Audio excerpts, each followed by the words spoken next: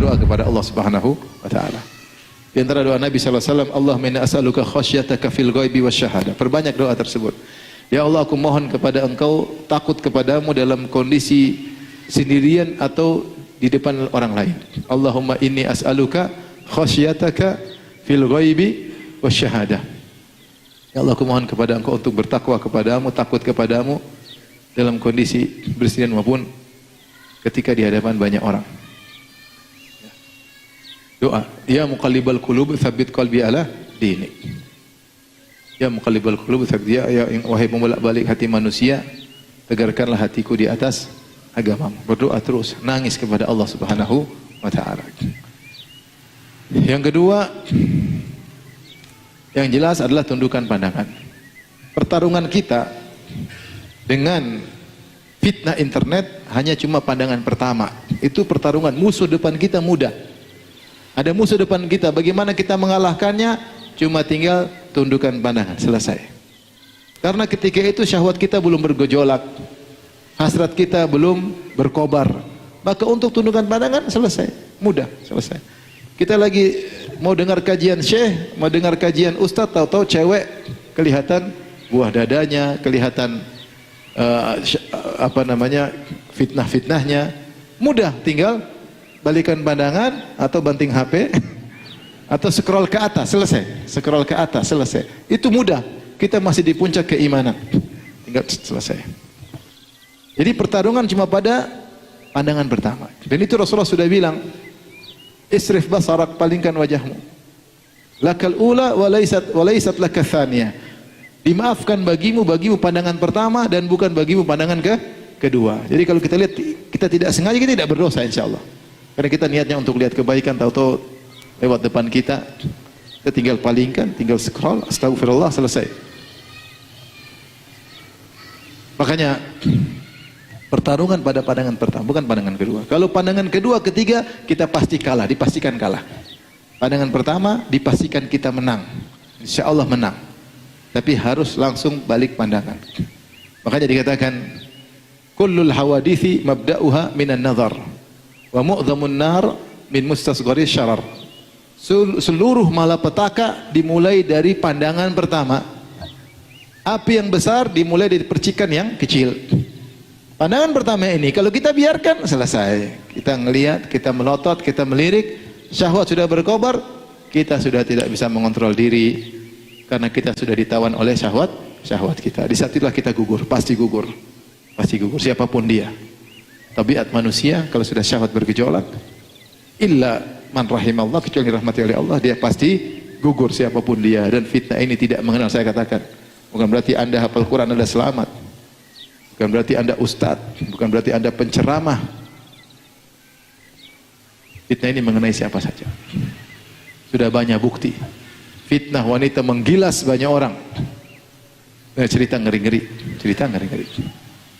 Maka untuk selamat, pertarungan pada pandangan yang pertama. Kemudian, di antara cara untuk selamat, tahukah Anda bahwasanya Zulekha, konon namanya, tentu riwayat lemah menamakan Imratul Aziz Zulekha, tapi disebut oleh tafsir, di antaranya disebut namanya apa? Zulekha, meskipun tidak ada hadis yang sahih. Taruhlah namanya Zulekha. Atau sebagaimana Allah sebutkan, Imratul Aziz, istri sang bangsawan. Dia sudah merayu Yusuf berulang-ulang, bukan sekali aja. Dia berkata, walaqad rawattuhu an nafsihi fasta'sam. Sungguh aku telah merayunya, tapi dia bertahan diri, tidak kasih celah sedikit pun. Cara kita selamat dari fitnah-fitnah seperti ini, jangan kasih celah sedikit pun. Kapan kasih celah sedikit pun, gugur. Contoh, antum lagi sendiri, tahu-tahu ada akhwat kirim foto, Ustadz perkenalkan saya mau konsultasi Ustadz. Antum terpesona, langsung hapus, langsung blokir. Jangan di save fotonya. Jangan kasih celah. Jangan kasih celah. Kapan kasih celah sedikit, setan masuk. Betul, banyak, benar. Hukum orang berbicara berdua dalam chatting, japri, itu bukan khalwat, bukan. Khalwat itu fisik. Tetapi ini juga menimbulkan fitnah, maka para ulama banyak mengharamkan. Jika sampai berbicara berdua tanpa batas, tanpa ada perlunya. Ya. Ustaz kaifa haluk? Wih, siapa ini? Ana ukhti fulana. Masya Allah, tahu bahasa Arab. Mulai setan masuk. Ya akhi, di antara cerita sedih yang saya pernah hadapi, ada orang umroh sama saya. Umurnya mungkin 55 atau 60-an. Benar ini, saya tidak 55-an mungkin. Dia umroh sama istrinya, dia duduk berdua sama saya. Ustaz, itu istri saya, Ustaz. Saya sedih, kenapa? Istri saya berzina, Ustaz. Kenapa berzina? Dia belajar bahasa Arab sama seorang ustaz. Belajar bahasa Arab nih. Kemudian mungkin ada tugas-tugas japri. Tahu-tahu berzina. Atau berzina. Mau saya apakan, Ustaz? Dia bilang, dia minta maaf. Enggak, udah Ustaz, dia udah nangis, sudah menyesal semua. Sudah, saya bilang maafin. Ini bukan cewek 30 tahun. Udah 55 tahun. Tapi 55 tahun di hadapan 70 tahun tetap aja cantik. Laki-laki kalau sudah syahwat, mau 50, mau 60, mau 70, dia tidak peduli. Artinya bukan mengenai anak-anak muda aja. Luar biasa ini. Maka jangan buka celah. Jangan buka celah sama sekali. Yang buat kita terjerumus, kenapa? Karena kita kasih celah. Ustadznya lagi, oh kalau buat kamu halal. Masya Allah, udah terbawa. Bukankah orang bisa terpesona dengan tulisan orang? Bisa. Tahu-tahu bicara di grup itu perempuan bicara dengan bijak. Masya Allah ya. Luar biasa kok jawabannya bijak. Padahal kopas, nggak ngerti. Kalau kita kasih celah, kita pasti gugur. Supaya selamat, jangan. Kalau kita nggak tahu iman kita, kita ini nggak tahu kapan iman kita kuat, kapan iman kita jatuh. Karenanya, jangan kasih celah, ikhwan. Jangan kasih celah. Saya tidak bisa menjamin diri saya. Saya ini siapa sih? Saya juga laki-laki. Dan saya normal, paham? Kalau cewek goda, tidak tergoda, tidak normal namanya, paham? Alhamdulillah saya masih normal. Ya. Saya tetap saja takut dengan fitnah wanita. Meskipun qadarullah istri saya lebih dari satu ya. Tetap aja saya pun masih khawatir. Makanya di antara usaha saya tidak punya nomor telepon perempuan. Perempuan kalau menghubungi saya nggak bisa kecuali lewat istri saya. Kecuali ada satu orang nenek-nenek tapi panitia pengajian, karena suami dia ada hubungan keluarga dengan kerabat dengan saya panggil juga tante, suaminya saya panggil om. Istri saya juga kenal. Karena kita nggak tahu kapan iman kita lemah. Tahu-tahu ada akhwat mencurhatkan suaminya, Ustaz suami saya begini. Tahu-tahu dia mulai, oh begini caranya. Bijak sekali Ustaz ini, subhanallah. Terus, akhwat ini sabar sekali, perlu ditolong nih. Padahal kita rusak rumah tangga orang. Ada setan punya cara, ente masih TK, setan profesor ya. Iblis sudah hidup sejak kapan? Iblis sudah hidup sudah ribuan tahun. Dia tahu cara menggoda ente ini, tahu. Dan kita semua target. Kata iblis, la aghwiyannahum ajma'in.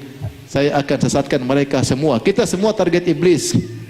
Mau penghafal Quran, mau ustadz, mau dai, ya. Mau siapapun. Kalau kita buka celah, maka kita terkadang tidak mampu. Kita aja udah tutup celah, kita terkadang tergoda. Dan sering tergoda, apalagi kalau kita membuka celah. Baik. Cara berikutnya, agar kita selamat, itu semua dengan izin Allah Subhanahu wa Ta'ala, adalah ingat-ingat tentang kebaikan Allah. Nikmat Allah yang berikan kepada kita. Sebagaimana tadi tafsir dari surat Yusuf alaihissalam. Ketika dirayu oleh Zulaikha, dia berkata, Innahu Rabbi ahsana mathwaya. Sungguhnya Rabbku telah berbuat baik kepadaku. Ingat, Allah berfirman, Alam naj'al lahu ainain. Sungguh bukankah aku telah menjadikan bagi dia dua mata. Itu nikmat. Dua mata ini untuk bertakwa kepada Allah. Bukan kita gunakan untuk membangkang kepada Allah. Inna sam'a wal basara wal fuada kullu ulaika kana anhu mas'ula. Sungguhnya pendengaran, penglihatan dan hati, maka semua akan ditanya oleh Allah Subhanahu wa taala. Maka kalau kita sedang tergoda, ingat segera nikmat Allah. Ya Allah, berapa banyak nikmat Allah berikan kepada kita. Nikmat mata, nikmat istri. Masih banyak orang tidak punya istri, masih banyak orang tidak punya rumah. Ya, masih banyak orang hidup susah. Saya diberi kenikmatan, diberi kemewahan, diberikan kuota. Ada kuota ternyata buat apa? Maksiat. Ingat nikmat-nikmat tersebut. Kata Yusuf, innahu rabbi ahsana maswaya. Rabbku sudah buat baik sama aku. Kenapa saya bermaksiat? Baik, di antara hal ya yang Allah sebutkan dalam Al-Quran, saya carikan ayatnya.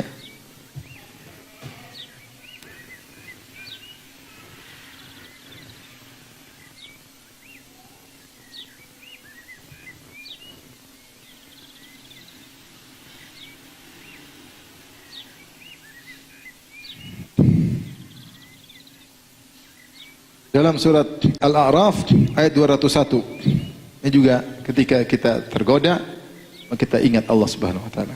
Allah berfirman dalam surat Al-A'raf ayat 201, "Innal ladzina taqaw idza massahum ta'ifum minasyaitani tadhakkaru fa idza hum mubsirun." Sungguhnya orang bertakwa, innal ladzina taqaw idza massahum ta'ifum minasyaitan, yaitu dia merasa ada godaannya, ada setan yang berkeliling, membisikkan, menggerakkan hasratnya. Ayo lihat, ayo nonton, ayo telepon, ayo dengar. Coba kenang masa lalu, dulu lagu itu enak, dulu lagu itu indah. Coba lihat foto pacarmu dulu, bagaimana kondisinya sekarang. Ini mulai setan mulai berkeliling. Setan satu, setan dua, setan tiga, bisik sana, bisik sini. Dan seorang bertakwa dia sadar, saya sedang tergoda nih. Tergoda. Syahwat mulai bergejolak. Innal ladzina taqaw idza massahum ta'ifum minasyaitan tadzakkaru, jika dia merasa sedang diwaswasi oleh syaitan, maka dia pun ingat kepada Allah, ingat hari kiamat. Ingat bisa jadi dia meninggal ketika dia sedang bermaksiat. Ingat jangan sampai ini adalah su'ul khatimah. Ingat jangan sampai inilah awal dari penyimpangan dia dan seterusnya. Ingat kematian ya. Fa idza hum mubsirun, maka mereka pun melihat dan sadar, intinya mereka pun sadar ketika ingat Allah Subhanahu wa taala. Jadi selain ingat nikmat-nikmat yang Allah berikan kepada kita, dan terlalu banyak Allah berikan nikmat kepada kita, ingat juga tentang keagungan Allah Subhanahu wa taala. Tadi yang Allah sebutkan, waliman khafa maqama rabbih jannatan, dan bagi orang yang takut dengan keagungan Allah, bagi mereka dapat dua surga. Di antara tafsiran para salaf, seorang ingin bermaksiat kemudian dia ingat keagungan Allah Subhanahu wa taala. Di antara orang yang Allah akan naungi pada hari kiamat kelak, rajulun dzakarallaha khalian fafadat aina. Seorang yang tatkala sendirian dia ingat Allah, maka dia pun menangis. Ingat, ya Allah, kenapa saya seperti ini? Nangis, minta kepada Allah Subhanahu wa taala agar tidak melanjutkan syahwat yang sedang berkobar tersebut. Rasulullah bersabda, ainani la tamassumahuman nar, dua mata yang tidak akan disentuh oleh api neraka. Ainun batat tahrusu fi sabilillah, mata yang berjaga tidak tidur karena menjaga daerah perbatasan. Wa ainun bakat min khasyatillah, dan mata yang menangis karena takut kepada Allah Subhanahu wa taala. Ini mata kita gunakan untuk maksiat. Baik, agar kita terhindar dari ini semua, berikutnya kita juga ingat, kalau seorang sudah terjebak, ini yang keberapa ini? Orang kalau sudah terjebak dengan syahwat mata, dan mata adalah salah satu sarana zina, dan tidak ada yang bisa terhindar apalagi zaman ini. Semua kita pasti pernah kena, karena siapa yang berinteraksi dengan medsos dia pasti pernah melihat haram. Mau TikTok, mau Facebook, mau YouTube, mau apa lagi, Instagram, semuanya pasti ada perempuan terbuka auratnya, tampil dengan begitu seksinya, dengan indahnya, pasti di semuanya ada. Dan Rasulullah telah mengabarkan akan hal ini. Kata Rasulullah sallam, ya, kataballahu li bini Adam hadzahu minaz zina, mudriku dzalika la mahalah. Allah telah mencatat bagi anak Adam, dia pasti kecipratan zina, tidak mungkin dia menghindar. Ainani tazniyan, dua mata berzina, wa zinahuma nazar, dan zina mata adalah dengan memandang, itu memandang hal-hal yang menimbulkan apa? Syahwat. Wal udhunani tazniyan wa zinahuma al-istima', dan dua telinga berzina, zinanya mendengar lagu-lagu cinta, lagu-lagu bikin syahwat bergejolak. Kau yang di sana, aku yang di sini, rindu kepadamu, rindu macam-macam lah. tentang keelokan, tentang macam-macam, bikin syahwat. Musik aja dengar bisa timbul apa? Syahwat. Tangan berzina dengan meraba-raba, menyentuh, kaki berzina menuju tempat zina. Kemudian kata Nabi, wal farju yusaddiqu dzalik aw yukadzibu, dan penentuannya pada kemaluannya. Kalau dia lanjutkan jadi zina beneran, bukan cuma sarana. Kalau dia menghindar maka sarana tersebut gagal menjerumus dalam zina. Tapi kata Nabi, tidak ada yang selamat dari zina mata. Oleh karenanya kita ingat kalau seorang terjerumus dalam zina mata, dia melihat hal yang haram, maka betapa banyak penderitaan yang dia rasakan. Pertama, dia menghabiskan waktu banyak untuk maksiat. Karena orang kalau sudah zina mata biasanya kecanduan. Dia bukan nonton sekali, bukan nonton dua kali, dia nonton sampai setiap hari mungkin setengah jam, 1 jam. Terkadang itu berlanjut sampai puluhan tahun. Terkadang dia sudah menikah masih terus berlanjut. Zina mata yang tiada henti-hentinya. Bayangkan setiap hari dia bermaksiat setengah jam khusus untuk zina mata. Bagaimana kalau 1 hari 1 jam? Bagaimana kalau 1 hari 2 jam? Bagaimana kalau 1 tahun 2 jam kali 365, 700 jam dia bermaksiat setiap hari, setiap tahun. Dibuka catatan amal, isinya zina mata semua. Waliyadzubillah. Sementara temannya tiap hari baca Quran, mandang Al-Quran. Sementara temannya ya, yang lain memandang buku tafsir, memandang syekh ceramah, memandang ustaz ceramah, sementara dia memandang film Korea, film India, film Hollywood, film Bollywood. Seri 1, seri 2, seri 3, seri 4. Melihat klip-klip film terbaru, kemudian dia nonton lagi, dikirim klip sama orang, dia nonton lagi. Berapa jam dia buang, terakumulasi, ketika dia meninggal dibuka semuanya. Maka dia rugi dan rugi dan rugi. Yang pertama. Jadi dia akan dihisap semuanya. Yang kedua, Allah akan mencabut kebahagiaan dari dirinya. Orang yang sudah menikah kemudian suka mengumbar pandangan, melihat wanita-wanita yang bukan istrinya, maka akhirnya kebahagiaan dicabut dari dirinya. Dia melihat istrinya tidak manis lagi, padahal aslinya istrinya manis, aslinya. Cuma gara-gara dia sering lihat wanita yang lebih manis, akhirnya istrinya jadi kecut, jadi hambar. Dan itu sudah konsekuensi maksiat. Akhirnya tidak hasrat lagi lihat apa? Istrinya. Akhirnya pikiran macam-macam, mau inilah, mau anulah, mau kawin lagi lah, mau inilah, lihat istri orang lah, lihat. Sudah, dia tidak ada lagi hasrat sama istrinya. Akibat maksiat yang dia lakukan, bukan karena apa-apa, akibat maksiat. Akibat maksiat. Beda kalau orang tundukkan pandangan. Maka jadilah istrinya selalu menarik, selalu cantik, selalu dia berhasrat selama istrinya. Dia tidak pernah lihat macam-macam. Dan itu berlaku bagi laki-laki dan wanita. Wanita yang sering nonton film Korea, lihat suaminya, la ilaha illallah. Yang ini Masya Allah kayak boneka cantik. Satu, kayak boneka gosong. Repot. Ini nggak asal lihat semua. Suaminya ngajak ke kamar, mau ke kamar mandi, kolam renang, dia nggak mau. Dia nggak tertarik. Karena sering nonton yang tidak benar. Laki-laki dan perempuan sama aja. Maka kebahagiaan dicabut oleh Allah Subhanahu wa Ta'ala sehingga dia menderita. Kenapa menderita? Karena lihat sesuatu yang tidak bisa dia raih. Ibarat orang selalu lihat makanan enak tapi dia nggak bisa beli, ya kan? Menderita nggak? Menderita. Enak banget, tapi nggak bisa beli, nggak bisa rasa. Ya sama. Tiap hari lihat cewek cantik tapi nggak bisa ngapa-ngapain. Ngapain? Sementara yang halal tidak bisa dia nikmati. Bukankah itu penderitaan? Penderitaan. Tadinya dia makan tempe terasa enak, begitu dia kenal, lihat pizza, lihat macam-macam, tempe sudah nggak enak lagi. Sementara yang tersedia cuma apa? Tempe. Bukankah dia menderita? Menderita. Nah, ini diantara penderitaan orang yang bermaksiat. Kebahagiaan dicabut oleh Allah Subhanahu wa Ta'ala sehingga tidak menikmati.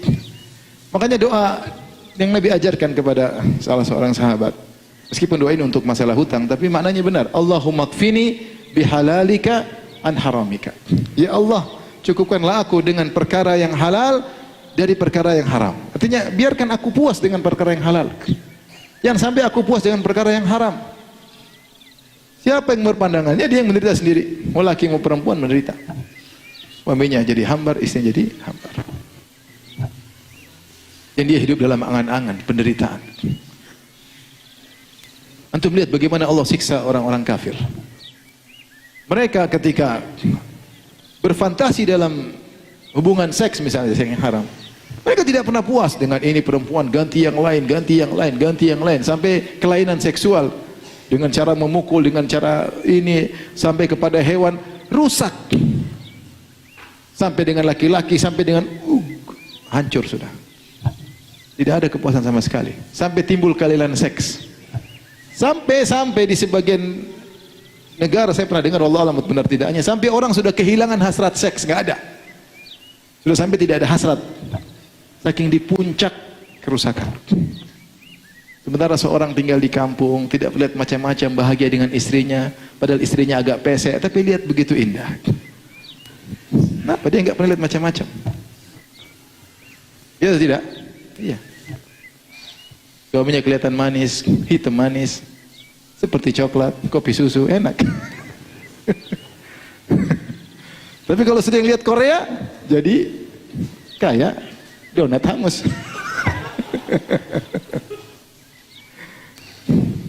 Tapi di antara keburukan, ini saya pernah dengar dari Syekh Abdul Razak cerita, ada seorang pemuda datang kepada dia.